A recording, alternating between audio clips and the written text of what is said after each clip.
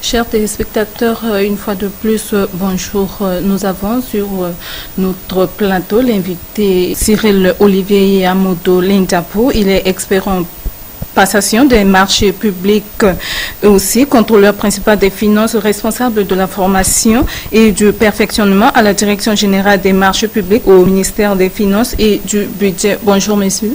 Bonjour, Gabriela. Oui, selon vos responsabilités, qu'est-ce qu'on peut retenir de ce département? La Direction générale des marchés publics est l'une des directions du ministère des Finances. À l'époque, c'était un service placé sous la présidence de la République. Et les textes qui régissaient ce secteur dataient de 1961. Ces textes-là n'offraient pas de visibilité. C'était d'inspiration du Code administratif français.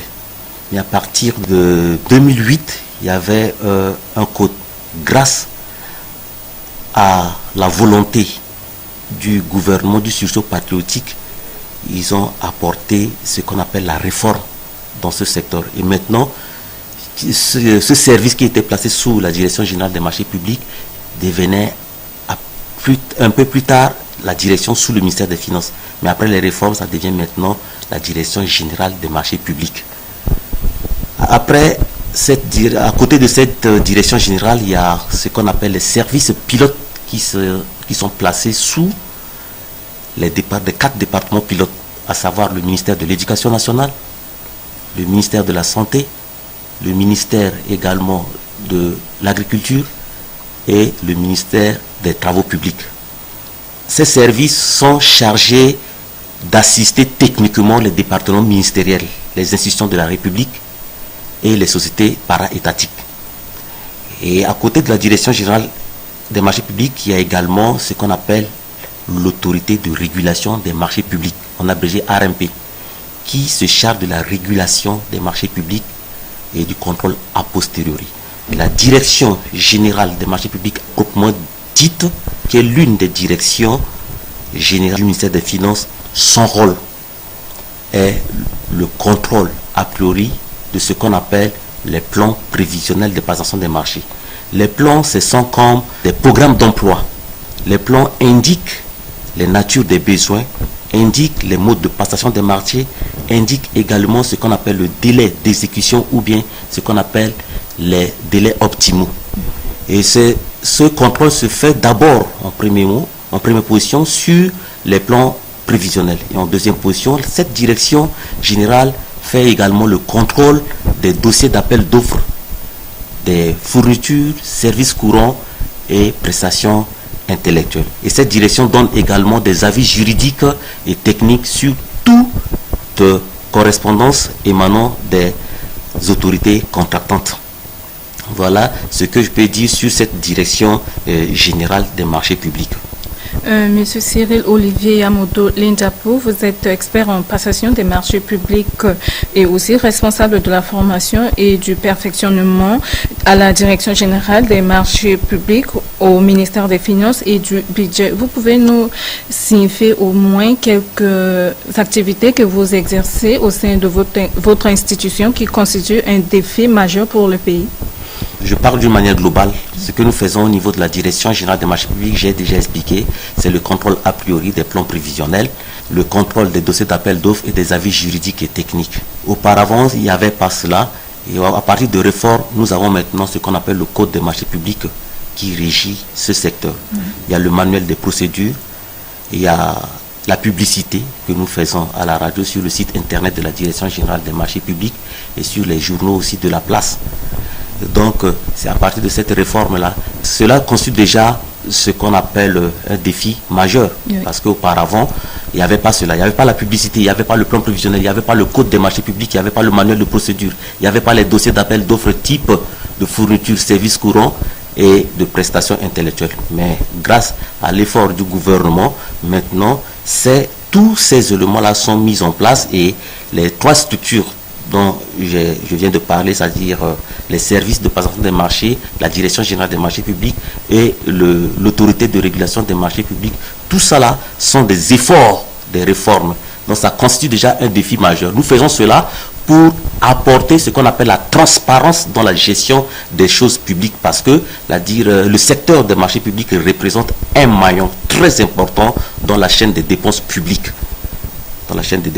Voilà ce que nous pouvons dire comme défi majeur, c'est la transparence dans la gestion des choses publiques, et ce secteur fait aussi de l'économie à l'État. Voilà ce défi majeur. Cette institution constitue un défi majeur pour l'État, mais que dites-vous sur l'intérêt de la population centrafricaine par rapport à votre institution? L'intérêt de la population, je pense que si vous maîtrisez bien la définition de l'appel d'offres. L'appel d'offres, c'est la procédure par laquelle l'autorité contractante choisit l'offre qui correspond aux critères de qualification, est conforme aux spécifications techniques et est évaluée la moins disante. Donc, l'intérêt de la population, c'est de voir que le secteur des marchés publics fait très bien son travail, apporter la transparence dans la gestion des choses publiques et de faire de l'économie à l'État. L'État, c'est la population. L'État, c'est le peuple.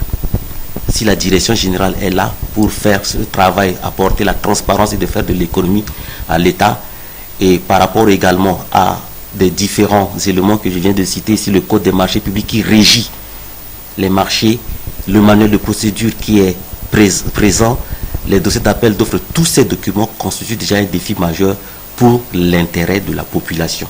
C'est sur la base de cela que la direction générale des marchés publics essaie peu à peu, après les réformes, d'apporter la transparence, de faire de l'économie à l'État centrafricain, et c'est ça l'intérêt de la population, parce qu'il y a la transparence dans les choses publiques.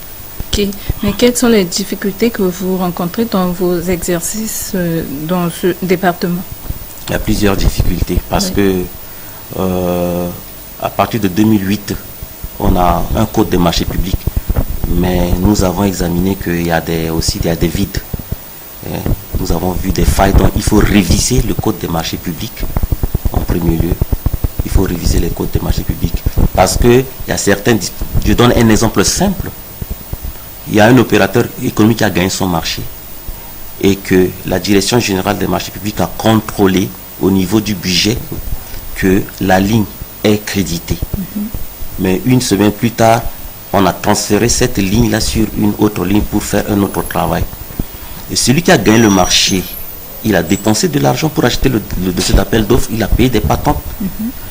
Mais le code n'a pas précisé que s'il y a un transfert de ligne où la ligne n'est pas créditée, qu'est-ce qu'il faut faire pour réparer ce problème? Parfois, le contrat de l'opérateur économique est resté comme ça. On n'a pas de solution pour ça. Il n'y a pas une disposition précise pour ça. Là aussi, ça fait partie de difficultés. Et aussi, il y a l'autorité de régulation des marchés publics qui n'existait presque pas, parce qu'il y avait des gens, mais à un certain temps ici, 3 ans, 4 ans, si je ne me trompe pas, il n'existait pas de ressources humaines. Mais à présent, on a mis tout le monde en place. Il y a un président, il y a le secrétaire permanent, il y a 2 directeurs, il y a 4 chefs de service, qui sont là pour réguler les choses. Ces difficultés-là sont déjà résolues. Okay. Donc, petit à petit, le grand problème, c'est de réviser le code des marchés publics et d'avancer. Ok, Monsieur Cyril Olivier Amodo Lindiapou, vous êtes responsable de la formation et du perfectionnement à la Direction générale des marchés publics au ministère des Finances et du Budget. Quel est votre mot de fin pour terminer? Si mon mot de fin, c'est de remercier le ministère de la Communication. Si vous savez, la communication fait partie, c'est une caractéristique de la démocratie. Donc, je lance un appel aux autorités, présentement au ministère de la Communication, de travailler en collaboration avec la Direction générale des marchés publics, avec l'autorité de régulation des marchés publics pour la vulgarisation du Code des marchés publics, pour la vulgarisation des procédures de passation des marchés. Ce serait vraiment une très bonne chose. Et je demande également aux autorités de la place de donner un coup de la main à la Direction générale des marchés publics de faire son travail librement. Je pense que c'est ça. C'était Olivier Cyril Yamodo Lindiapou, expert en passation des marchés publics, contrôleur principal des finances et aussi responsable de la formation et du perfectionnement à la Direction générale des marchés publics au ministère des Finances et du Budget. C'était notre invité du journal télévisé. Nous vous remercions pour votre aimable attention. Merci et à la prochaine.